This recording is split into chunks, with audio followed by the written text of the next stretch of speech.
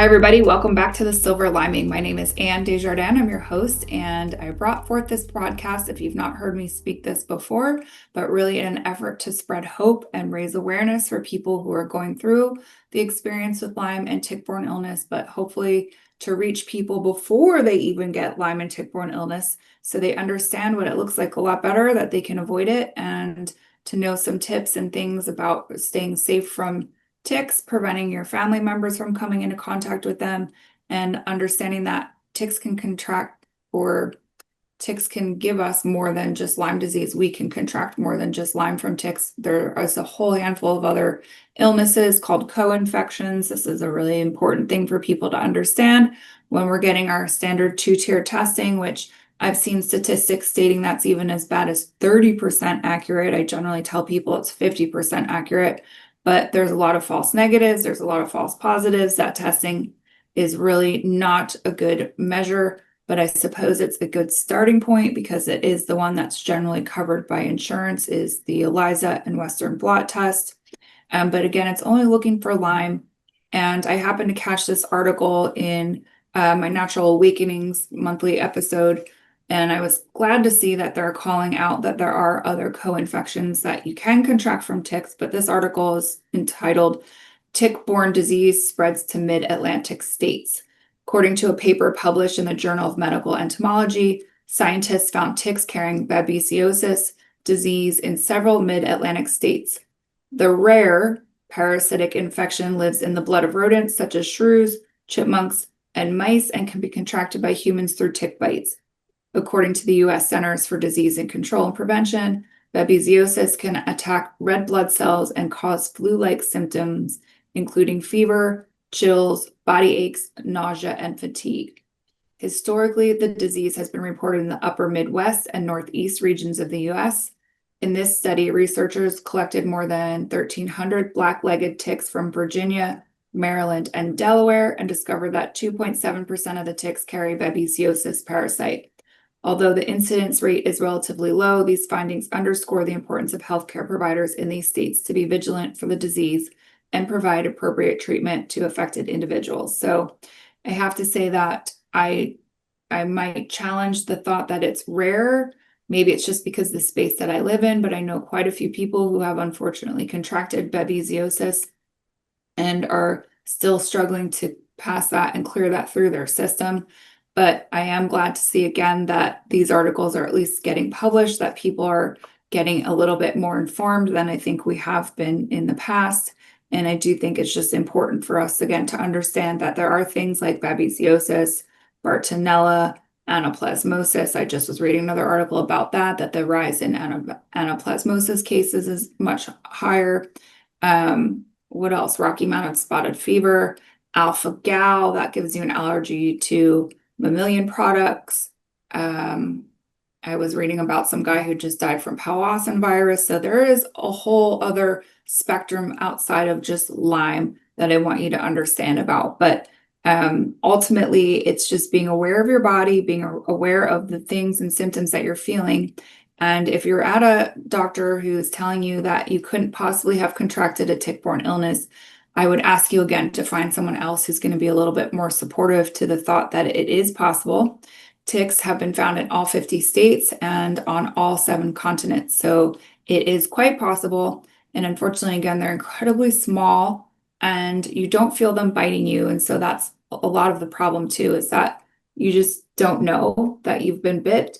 The standard story of people getting a bullseye rash only applies to maybe 35% of people. And again, if you're like me or my guest today, you have a lot of hair on your head. And therefore, if you have a bullseye rash on your head, you're never going to see it. And so if you have unexplained mystery illness going on in your body, I would definitely advise you to get checked for tick-borne illness. And again, to understand that it's not just Lyme that the tick can possibly give you. So my guest today is somebody who has gone through a very similar journey with Lyme and tick-borne illness and has turned it into something much more beneficial to help people hopefully save a lot of time and energy and money in the thought of getting themselves better again, because this is definitely something that if you have it for a longer period of time, it can take a really like huge act of God to get it out of you again. And there is nobody better to help us with things like that than, again, my guest today. I know her as Tina on social media, but she has her name here as Dr. Christine Arseneau, and you can see she has her doctorate in pharmacology, and I'll let her speak a little bit more about herself and her background. But she is somebody who contracted Lyme around the age of 9. And it took, I think you said 2 decades before you were able to get a diagnosis, which is a really long time. I went 7 years, so I know a little bit about how much that feels like Groundhog Day, but not in the funny way, Groundhog Day in the most unfunny, horrific way possible, because your body is just failing you and you wake up every day over and over again and no one can tell you what is wrong with you. And you start to feel a bit like a crazy person because doctors just keep telling you that you're fine. And so it becomes definitely more of a mental game. I want to say mind F, if you know what I'm saying there, because you're just constantly telling yourself like something's drastically wrong and you're not getting that validation on the other end of the spectrum with Western medicine. So thank you again for joining me today, Tina. I'm really grateful to have you here and for you to be able to share your story, for you to be in a whole healthy capacity, that you're able again to spread the word and your story and love, and most importantly, to help people recover their own health.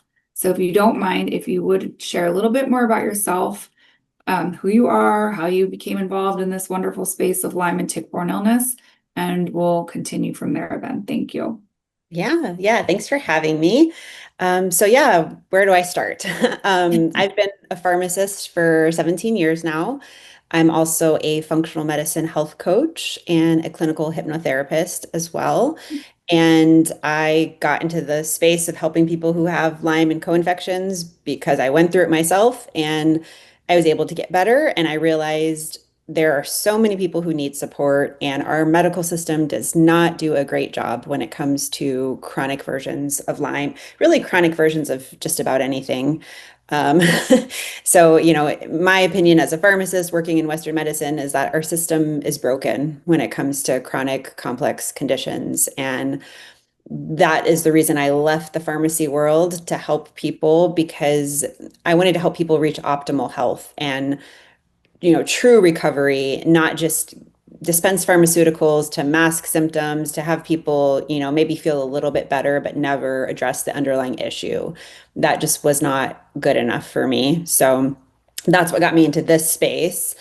And as far as my own journey with Lyme, just a little bit of background there. I got bit by a tick when I was 9 years old. I was living in North Carolina at the time and didn't think anything of it. I remember picking it off of my groin. It was full of blood. I don't even know if I told an adult. Just went on my way. I was a kid. And then I just had a bunch of health issues throughout the years. And it just got more and more extreme as I got older. And it was just like nothing really, I didn't realize that things were connected. I also was a military brat, so we moved around and had different doctors all the time. So I think that was part of it. Like I didn't have the same doctor who saw me throughout my childhood, throughout my adulthood.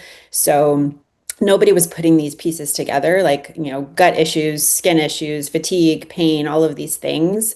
And it wasn't until I was 29 that I got diagnosed. And before that, like about a year before that, I had some big things happen, like a miscarriage that led into a rare form of pregnancy-related cancer, meningitis that had me hospitalized. And it was after those bigger things that I was like, okay, something's not right here. Like I'd always been pretty healthy. I was always into health and ate pretty well and, worked out, took care of myself. So I was like, well, like, why are these crazy things happening to me? Like maybe there's something going on underlying with my immune system, or, something's not right.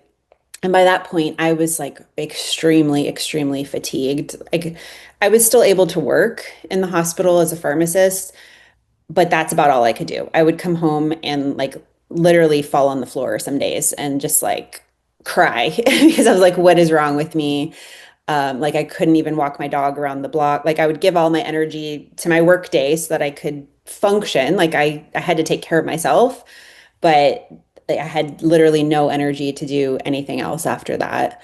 And, when I was in the hospital with meningitis, I talked to the infectious disease doctor. I asked her if she could test me for tick-borne illnesses because we didn't know the cause of the meningitis at that time.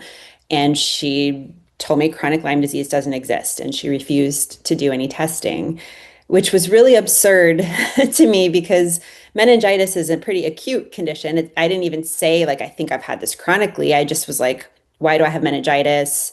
I would walk with my dog and I pulled ticks off of her. So I thought, well, maybe it's a tick-borne infection or something. And she just like, boom, shut me down. And that's when I really became aware of like how bad it is, like how dismissed you are as a patient. And because it made it even worse that I also was a clinical pharmacist at that hospital, so she was my coworker too.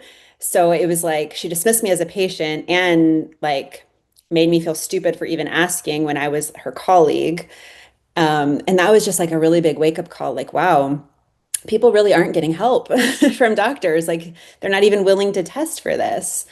So, luckily, I was working with a more natural doctor at the time, doing health coaching with his patients. And I feel like God puts certain things in place for a reason. So, like, I kept having his patients that had Lyme, and actually his whole family, his wife and two of his kids had Lyme, and it just kept coming up. So I kept researching and researching. I like went to an ILADS conference as a practitioner to learn more. And then I was like, this all sounds really familiar. Like, this sounds like me. And then he actually ordered the right testing for me so that I actually found out what was going on. And that was at age 29, so 20 years after I was bit. What a way to find out. Yeah. Yeah. Maybe like at least you found out, but it is kind of one of those things where God definitely sends us the right people all the time. I definitely believe in that so much. But um to have that energy, like the overlap of the energy of the illness, right? That it was like coming at you as a practitioner and you're treating people with this, and then it's like, okay, wait a second, this is actually probably what I've got. Yeah. Gratefully it happened that way so that you're still not searching. I don't know how old you are now, but it's like you could still be searching because again the traditional doctors unfortunately just don't understand this, and I really wish we could change that narrative amongst them. And that's again another reason why I do this. Hopefully doctors listen to this because it's really important that they understand that this looks like so many different things. That's part of the problem, but everybody can be contracting this. Like it's not a geographic illness. It is something that is rampant throughout the world. It's not just here in the United States, it is all over the continent, all over the globe.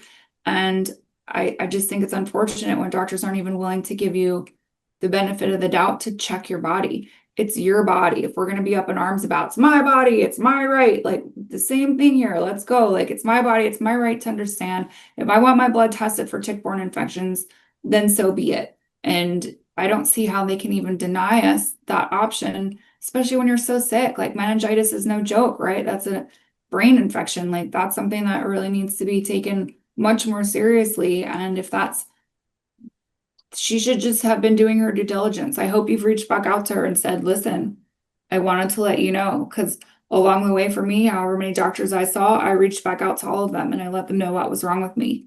And I could see the look in their eyes when I talked to them, that a lot of them were like, "Whoa," like it was kind of like an aha moment for them, right? Like I knew they Yeah. felt bad because they tried really hard to figure out what was wrong with me, but nobody ever once mentioned tick-borne infections. And that really is sad that it's not something that is a little bit more of a go-to, especially even the CDC's own admission is in terms of how many people actually um, contract it on a yearly basis, right? They were saying 30 to 40,000. Now they're saying 400 to 500,000. I just recently heard something, they're changing it to a million a year. That's insanity. So we Yeah. really need to make sure that we're talking to doctors. If you're somebody who's listening to this, and again, your doctor's like, oh, couldn't possibly be that, go find a different doctor, do yourself a favor and just move on. Don't waste any more energy there. Find somebody who is willing to test you the right way. And curiously speaking, Do you know the test methodology that they used for you? Was it IGenics or Yeah, I Lyming did or IGenics, okay? as well as Fry Labs, and I think I did another one. I did like a few different ones. Yeah. Yep, yep. So again, some labs are a little bit more specialized and they can detect this much more succinctly, if you will, than your traditional standard two-tier testing. And it's unfortunate that has to be that way. That standard two-tier testing has been around now for like 40 or 50 years. And, we should really be progressing past it, but we're still kind of stuck there. And I see different articles all the time talking about newer ways to test and more reliable ways. And I just saw one about AI and how that's lending itself to getting people more accurate testing sooner, which is great. Because I also heard at one point in time at a lecture from Johns Hopkins that the longer you go with it, the better chance you have of testing accurately. And I was like, well, there's one silver lining in having it for 7 years, and in your case, for how 20 years before you're able to get a diagnosis. At least we had a better chance of testing accurately. Like, great. But And I've actually seen the opposite too. Like the longer you have it, if you get all these co-infections, your immune system gets so suppressed that you're not mounting an immune response, which is what we're testing for. So interesting. sometimes as we treat and we get these layers off and your immune system starts working more and more, then the testing will become positive. And people might freak out like, oh, now I'm more positive. It's like, oh no, now your immune system is just working like it should. So Yeah. it can go both ways. And then the other thing is sometimes people test too soon, like right when they get bit and their body doesn't have time to mount that immune response. So they're going to be negative if they test too soon. So I mean, as you know, there's a lot of limitations with the testing. Yes, yes, many, many, many. And it's again, it's almost like how are we even using this still as a diagnostic tool? Like when I go get tested for a medical issue, I want to know with 100% certainty. I don't want to be just throwing darts at the board and hope something sticks. Like I want to know yes or no. I do not want to know yes, maybe, maybe not possibly. Like, no, that's not fair. Like, that's really cruel and unusual punishment for people to have to go through. And I mean, one of my past guests, her partner, her husband, they gave him a diagnosis. I think it was early onset dementia or Alzheimer's. And he was young. He was like my age. And he ultimately lost the ability to function. So she put him into a long-term care facility. And maybe like 18 months later or something, they finally came to the conclusion that he had tick-borne illness. But by then it was so far gone in his system that he died. He died. Like that shouldn't be happening to people. Like we again just need to do better. We really need to do better. And I'm hopeful again, I'll recently, and now we've got Justin Timberlake on board here. So heaven help him. I don't want him to suffer, but good. We need more bigger names to bring attention to this problem. I guess Justin Bieber wasn't enough. Now we've got to have Timberlake as well. And so, fine. Um, it's just unfortunate that it's got to take people like that to really bring attention to it. And I was kind of chuckling at the number of people that were sending me the article about him and that he had recently been diagnosed. And I was like, do you know how many people on a daily basis are going through this? Like, his story is no different from anyone else's. I don't care who he is. I don't care what kind of celebrity he is. Regular, normal people are going through this, and it's almost worse because it's really expensive. And he's at least in a space where he can afford whatever he wants to do for a treatment protocol. Whereas people like you or me, I don't know what your financial situation was like, but I joked that I was ready to stand on the corner because I was like, I don't have enough money. Maybe I'm gonna go become a prostitute because I'm going to figure out a different way. It's not funny, but it's funny. Like there's no way I could have ever done that. But I was desperate, right? I was walking dogs on the side. I was working 2 jobs and I felt like crap. Like I was like you, I could hardly walk my dog, let alone someone else's dog in conjunction with it. But I needed to figure out a way to pay for treatment and make my way through that. Um, so if you would like you touched a little bit on your symptoms, could you kind of outlay those more specifically so that people understand what it looked like for you and what really had started to happen in your body? Yeah, so a lot of like skin issues and since childhood, like psoriasis and things like that. A lot of gut issues. Like I didn't I was gut issues were so normal to me that I didn't even realize that it's not normal to be like bloated and in pain after you eat because like that's just how I had been for so long. Extreme fatigue where like I could sleep like if I didn't set an alarm, I would sleep for like 16 hours, no problem. Like I just couldn't wake up. I needed even, in my 20s, I needed to take naps in order to be able to function. I would, come home from work and just like didn't even have the energy to cook or do anything. I would just like go right to bed. And then pain, just like pain everywhere. I mean, it kind of moved around, a lot of joint pain. And then like those, bigger issues, like it just seemed like health issues kept creeping up and a lot of um, infectious kind of stuff, like flus, like mono. I would get things that were, normal to get, but I would just get everything and I would get it to a much more extreme level. So I would say that's the big thing. Those were the big things, but I'm sure there's a lot of things I'm leaving out because I like would keep track of symptoms and stuff and like one time I stumbled across the document. I'm like, oh yeah, I forgot about this. I forgot about this. It's almost like I feel like I've left that life behind. I feel like it was so long ago that I try not to remember all of those details. Like it was so much that I've just let that go. I try not to think about all of the things that went on in my body. I get that. And I think also too, once you heal, like that's to me almost like a true sign of healing when you can't quite remember all the things that happened to you. And if I read some of my journal entries or different things from that part of my life, I'm like, holy God, I was so sick. Like I almost don't remember because I'm so far past that point right now as a person, and I'm so thankful for that.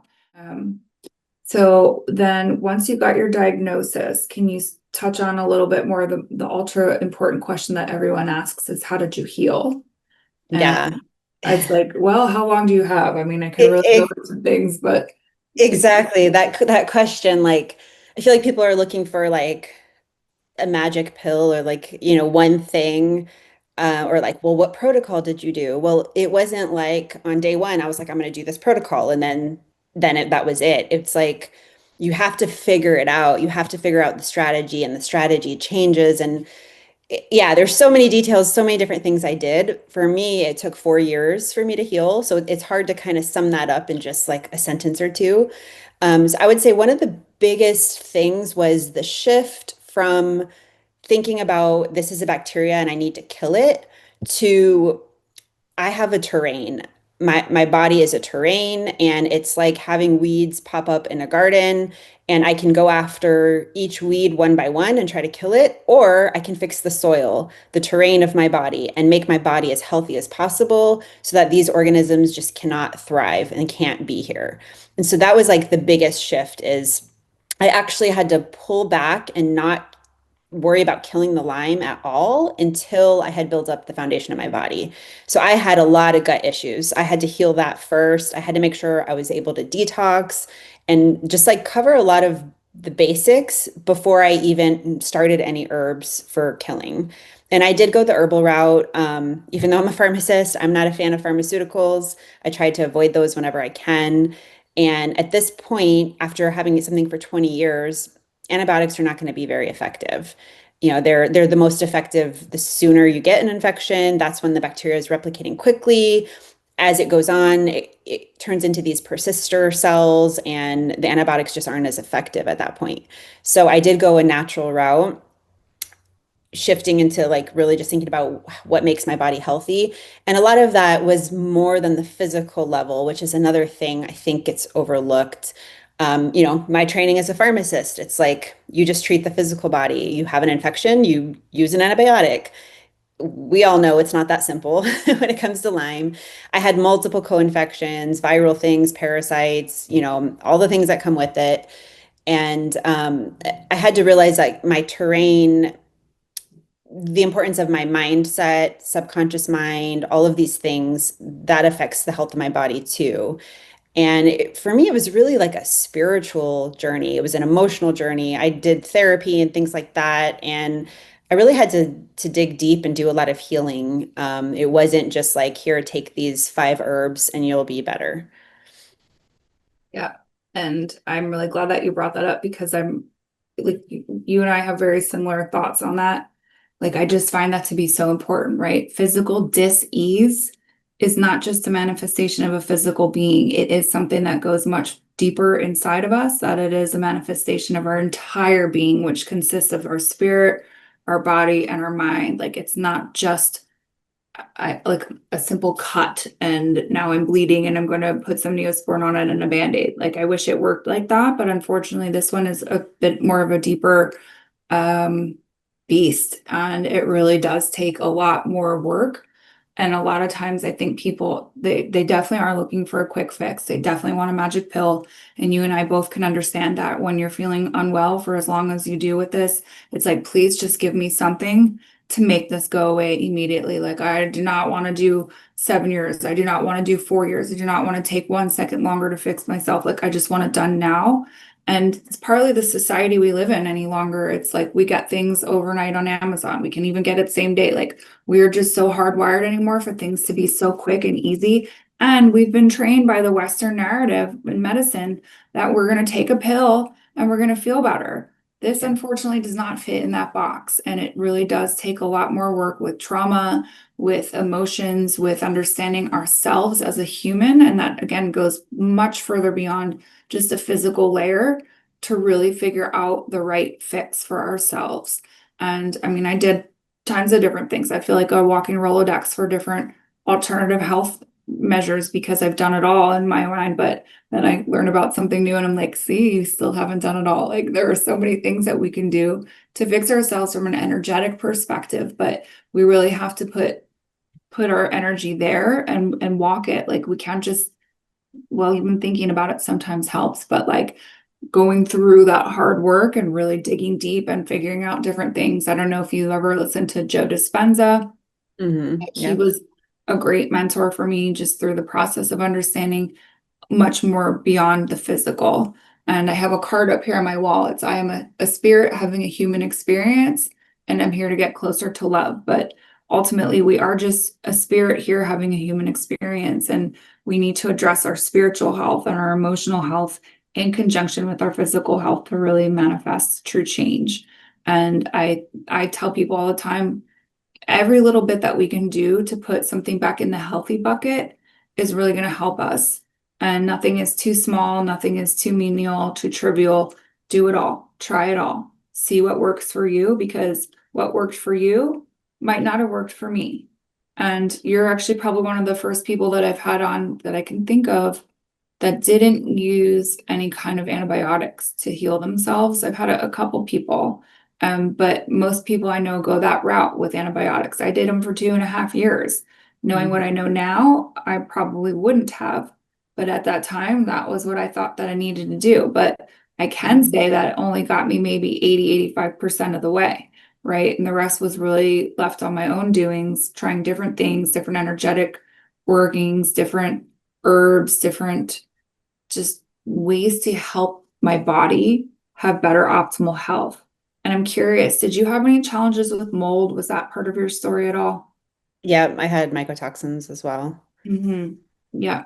And so I think people are often underestimating that layer as well. Like I Hmm. would say now maybe 65% of the guests that I've had on here, and I'm into my 70s, maybe 80s in terms of episodes released, had mold challenges as well.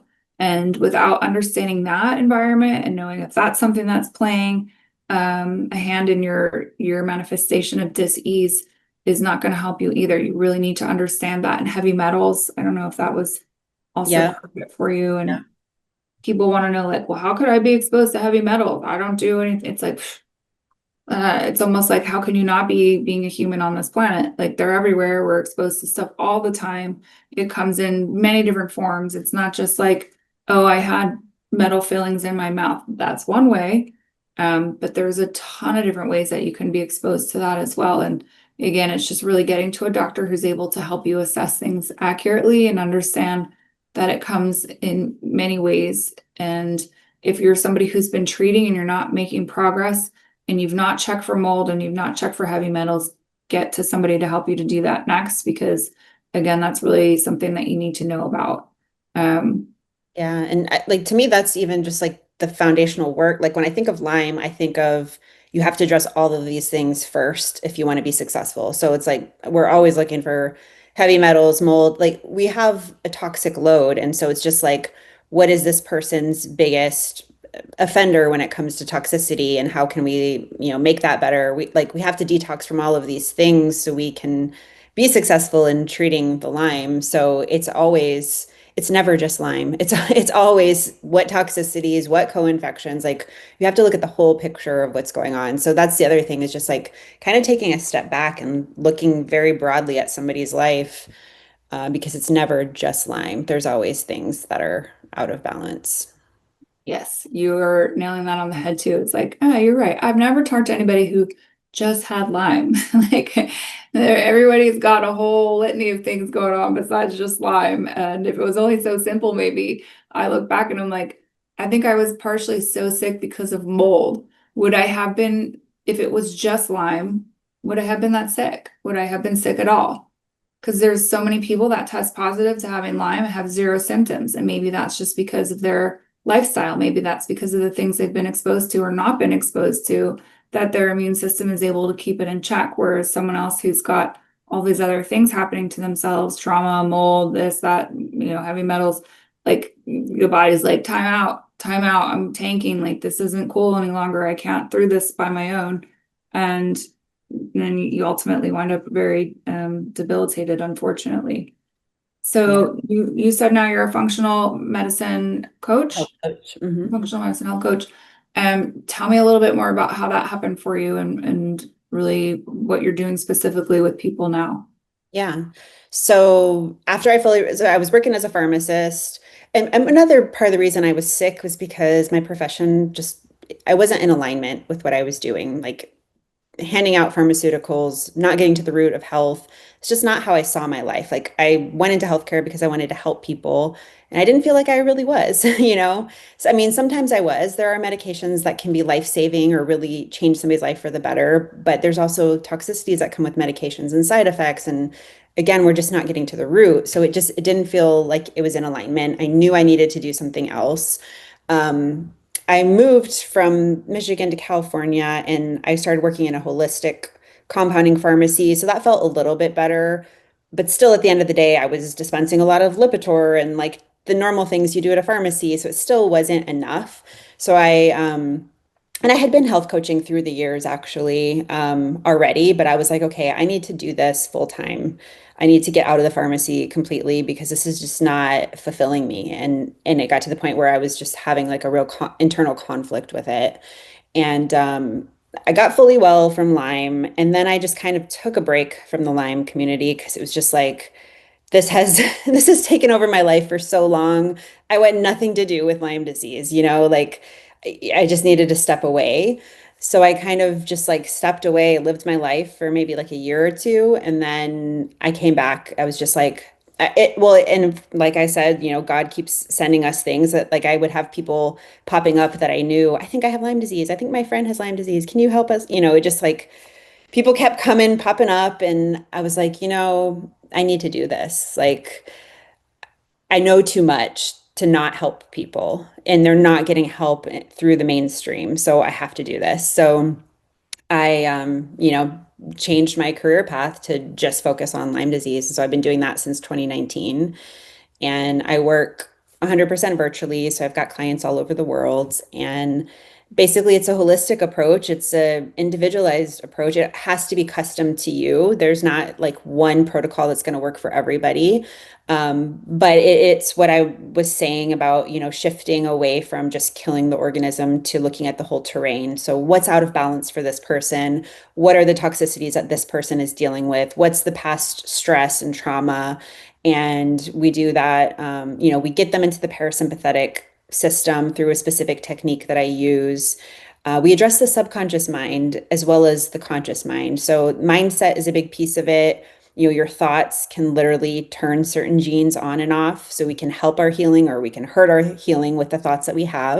And, it's pretty easy to think negatively when you're feeling like crap. So having somebody to support you in doing that is really helpful when you're feeling like crap. and also having somebody to tell you specifically what herbs to take, what supplements to take, and doing it in phases that make sense. So you're not just coming in and killing off before you've built up that foundation of your body. And so, yeah, I do brain retraining on the conscious level, but that subconscious mind is the biggest piece that is overlooked because the subconscious mind is responsible for 90% or more of results in our life. And so, if you're not addressing that, you're missing a huge opportunity. Yeah. And I, in my ways, have learned how to do theta healing. And Hmm. so that touches a lot on that in terms of like, okay, so what did they even say? 5% of our day is spent in conscious mind and 95% is in that subconscious mind. And a lot of the stuff that we're operating off of 95% of the time are things that we learned when we were 0 to 6 years old. Yeah. And how do we ultimately reprogram that mind? Because these are these programs that we're operating off of in terms of how to survive in the world.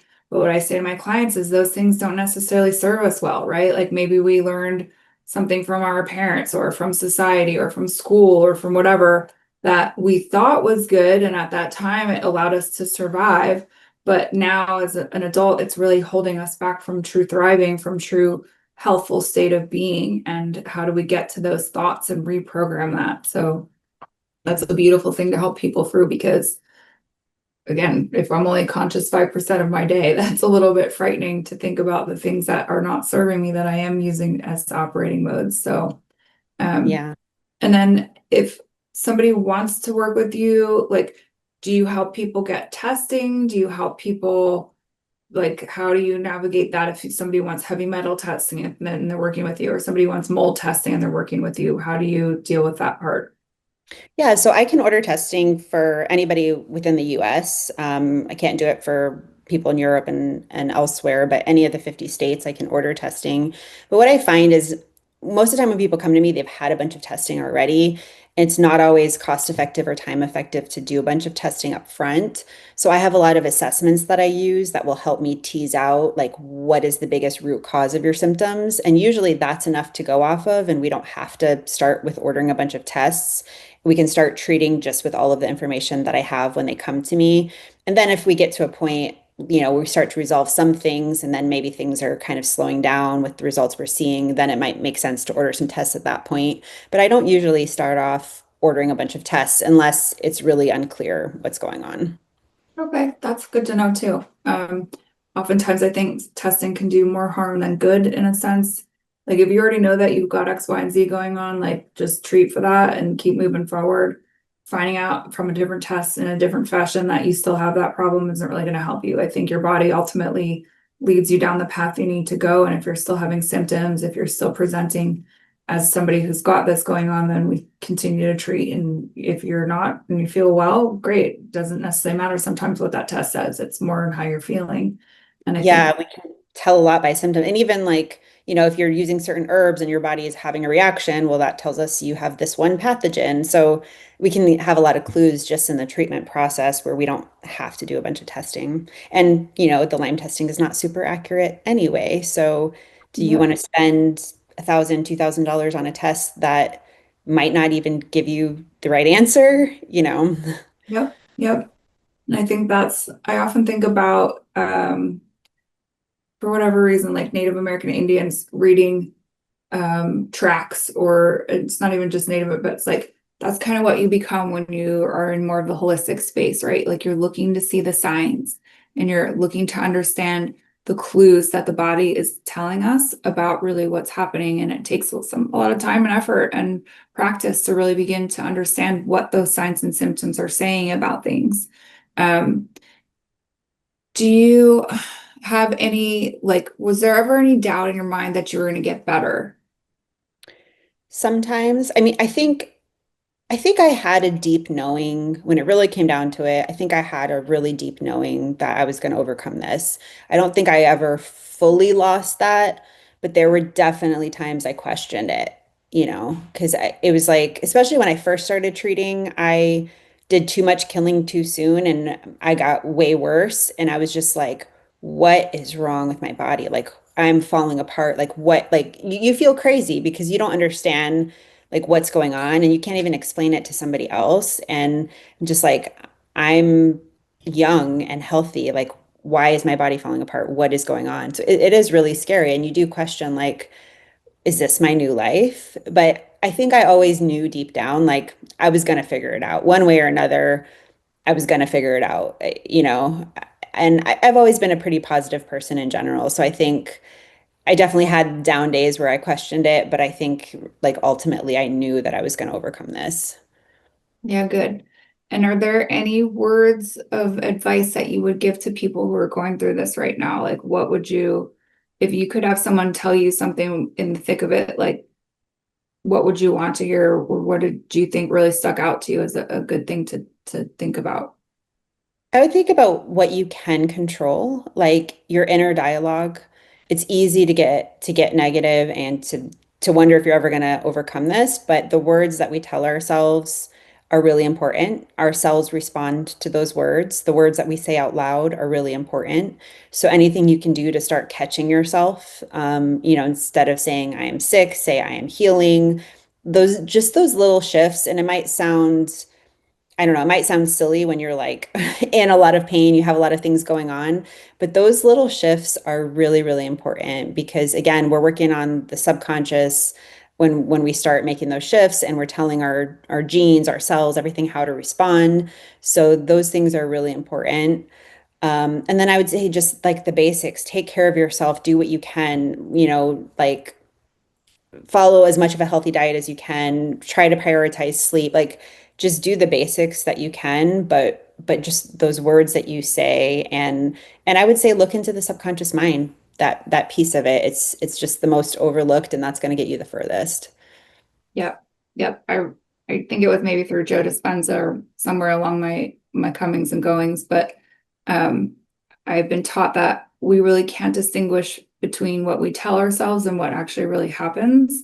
And so it's like imagination versus reality, if whatever is real. But yeah, and so if you're telling yourself something over and over again, your body is able to believe that. Like it doesn't know any different as to whether the experience actually happened or not. But if you keep telling yourself that you're healthy, that's what I try to tell people is like, picture yourself healthy or try to remember what it feels like to be healthy. Or even if you've never felt healthy, like try to imagine what it would feel like to be healthy. What does that do for the body? And the more we can practice that feeling, the more that we can really embody that, the more likely that's going to be an outcome for us. And so it is time well spent when we're really investing in different thoughts and different feelings. And I've been trained again too, like we can think things, but actually having that feeling of it at the same time just really heightens the outcome in terms of it being favorable for us. And so meditation was a really great tool for me to use a lot, and I still practice meditation now, but just practicing feeling what it is like to be healthy or to be safe or to be whole. What does that mean to you? And I think they put out like even just picturing playing the piano gives you 25% greater dexterity, just picturing that. So think about what we can really do overall in the body by picturing different things or thinking about different things. We can change so much, and it's an easy way to do things. And it's free. That's another beautiful thing because I don't know for you, like how do you even have an estimate in terms of a financial cost, how much it was for you to fix yourself? I don't. I decided early on that I was going to work with the doctors who would actually be able to help me, who would actually have more than like 7 minutes to talk to me. So I just paid out of pocket. I just made that decision that the way the system is set up doesn't work. If I want to only see people that take insurance, I'm probably not going to get healthy. So I spent a lot more up front out of pocket, but I think I probably saved thousands and thousands because thinking long term, I didn't do all of the wrong things for years and years before I decided to invest in myself. That's a good way to look at it. That I appreciate that perspective. It's like, yeah, invest now to avoid longer term suffering and longer term financial consequences. Um, I mean, even for me, like I don't necessarily have a ballpark figure, but I know it was thousands and thousands of dollars. And like I had it figured out at one point in time, just it was $900 a month I was spending on supplements alone, right? Let alone Like all the energy workings, going to the specialist was $550 an hour, getting all the testing, getting this, getting that. Like it's not cheap. It costs a lot of money and it shouldn't be, but it ultimately like you have to be your own best advocate. And I'm glad that I was able to find a way to make it work. And I never want anybody to be financially challenged because as we both know, stress is a huge contributing factor to this as well, and to have the financial stress of figuring out how to pay for things is not helpful. And so I wish that there was a better way to make that part work for people.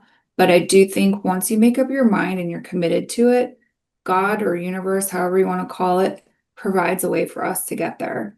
When we go with true resolve about something and we're truly committed and saying, like, I don't care what it takes, I'm going to make this happen for myself, ways appear to make things happen for yourself. And it sounds like that was similar for you. It's like you made up your mind, this is the way that I need to do this. This is how I'm going to go about doing it. And you got there and you got through it. And Yeah. no less now you're here in a capacity to help other people to get through this same crisis, right? It's really what it comes down to. It is a crisis. And probably one of the hardest things that you'll ever have to do in your entire life. I've thought about it. I'm like, please God, I hope nothing is ever harder than what that was, because that really was like the hardest thing that I've ever gone through. I've been through abusive relationship. I've been through the separation of that. I've been through financial hardship. I've been through whatever, but healing myself and dealing with that and just continuing to show up every day for myself was definitely the hardest thing that I've ever done in my life. And I applaud you for coming out with a smile on your face, for still being here again to help people and facilitate healings for them. And as a final question for you, I love to ask this question, but can you tell me what was the best thing that's ever happened to you as a result of getting Lyme and tick-borne illness? I think this career change, like realizing that I could do something that fulfilled me and not having to be stuck in a career that I hated, that was, I think, making me sick or not allowing me to fully heal. Yeah, like I often kind of joke that the tick is my spirit animal because it led me to where I am today, helping others. And yeah, like I always had kind of this entrepreneurial spirit. Like I knew I wanted to do something else, not just like work for somebody, but I wasn't sure exactly what that looked like. And so it's like, well, here you go. Like this is what you're gonna do. Like I kind of feel like it just fell into place for me.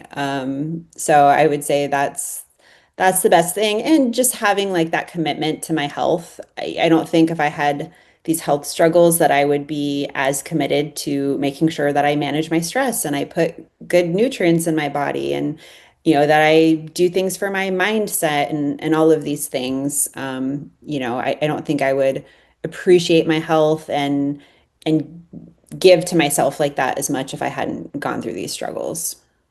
Yeah.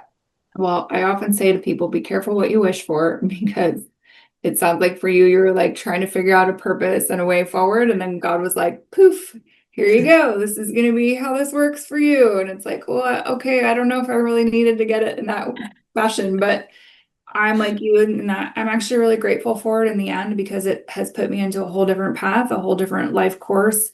And I wouldn't be in this direction without it, right? Like I was headed down a very bad path in terms of taking care of myself, in terms of the things that I was putting in my body, mind, and soul.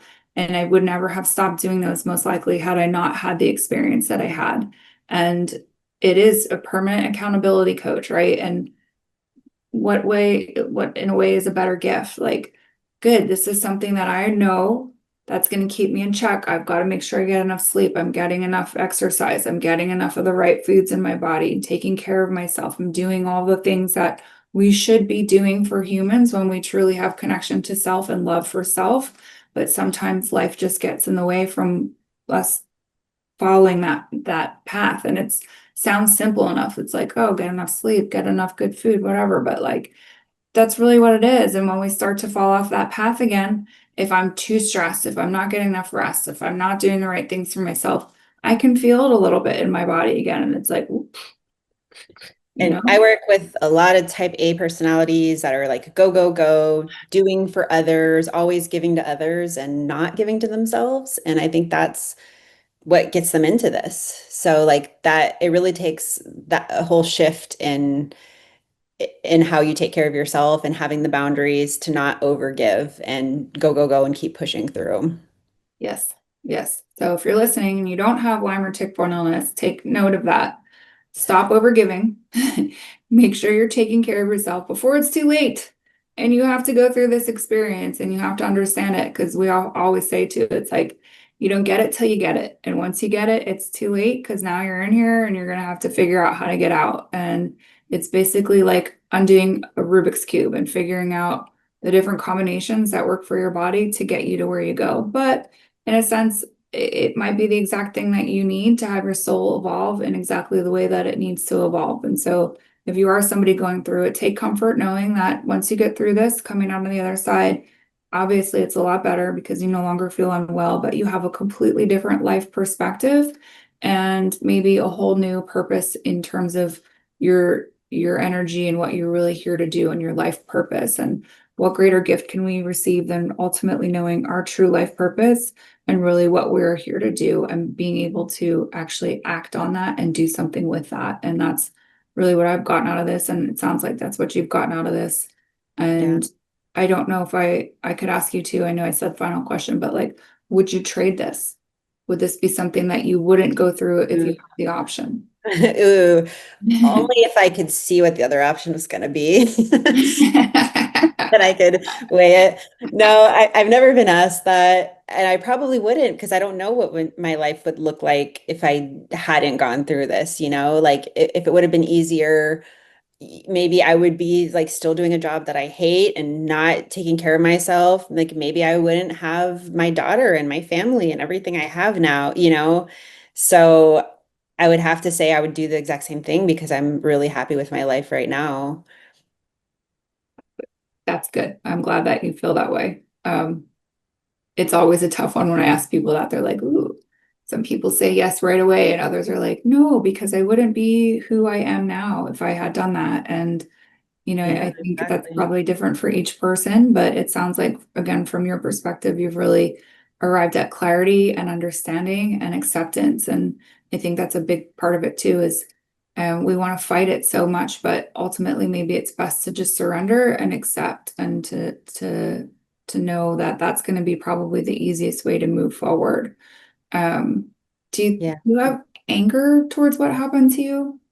No, there's no way I can change what happened. So if I have anger and resentment and like think about all the years I lost, like that's not going to serve me in today, in the present moment. So there's no sense. Like I just try to completely surrender and be thankful for what I have now and that I wouldn't have what I have now if I hadn't gone through that. And there's no reason there's no reason to fight against things you can't change. All I can change is the present moment, which is going to, change the future moving forward. But to hold on to anger and resentment is just going to make my present moment miserable. So I'm just going to lose out on more time, really.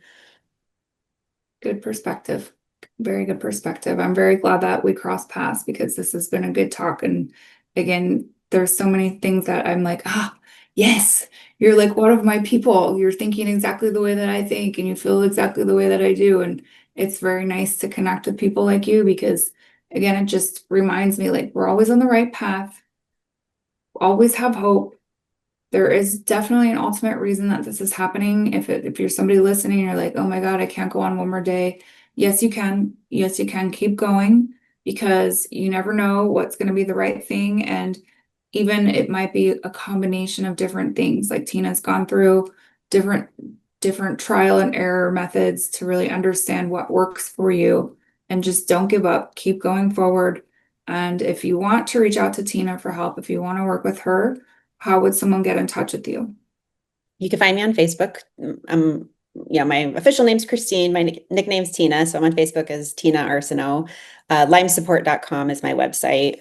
And I also have a link to a training that goes into more detail about how I overcame Lyme. So I can share that link with you if you would like Yeah, please. and post that. Okay. I was like, yep, feel free. I see.